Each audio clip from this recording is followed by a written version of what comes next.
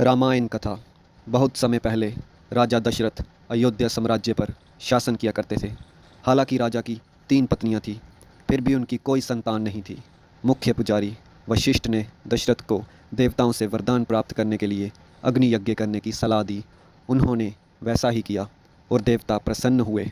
उनमें से एक देवता अग्नि ज्योति से बाहर आए और उनको अमृत से भरा एक बर्तन दिया।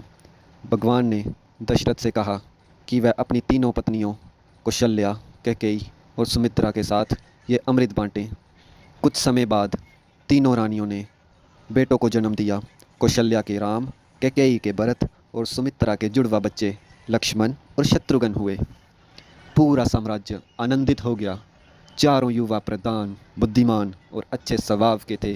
वह एक दूसरे से प्यार करते थे, लेकिन राम और लक्ष्मण के बीच एक विशेष बंधन था। एक दिन ऋषि विश्वामित्र दशरथ के पास आए और उनसे कहा कि वह एक राक्षस को मारने के लिए राम को जंगल में भेज दें, जो लगातार ऋषियों के अग्नि बलिदानों को बाधित कर रहे थे।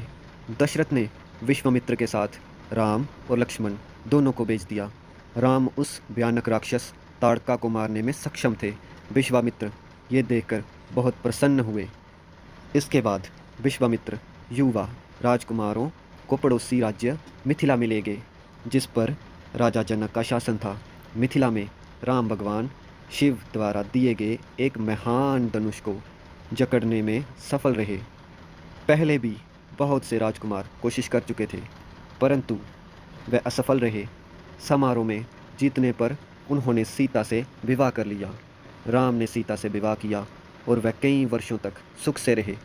दशरथ ने फैसला किया कि राम राजा बनने का समय आ गया है। सब लोग प्रसन्न थे, क्योंकि राम एक दयालु राजकुमार थे। हालांकि कैकेयी की नौकरानी मंदरा खुश नहीं थी।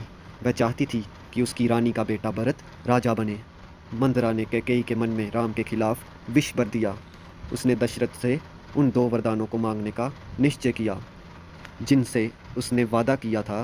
कैकेयी ने दशरथ से भरत को राजा बनाने और राम को 14 वर्ष के लिए जंगल भेजने को कहा।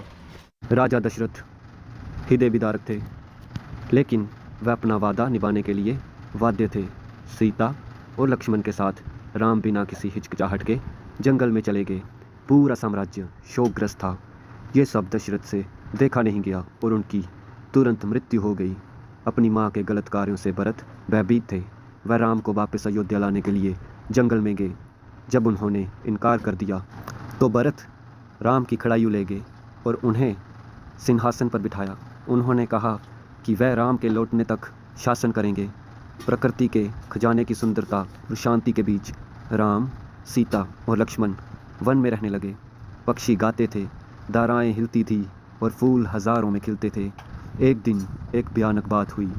शूर्पणखा नामक एक राक्षसनी ने राम को देखा और उनसे शादी का मन बना लिया। जब राम ने इनकार कर दिया तो उसने लक्ष्मण को उससे शादी करने के लिए कहा। उसने मना करने पर क्रोधित होकर उसने सीता पर हमला किया। यह देखते ही लक्ष्मण सीता की मदद करने दौड़ पड़े और उन्होंने शूर्पणखा की नाक काट दी। शूर्पणखा अपने भाई और लंका के राजा रावण के पास गई और उनसे अपने अपमान के लिए बदला लेने के लिए कहा।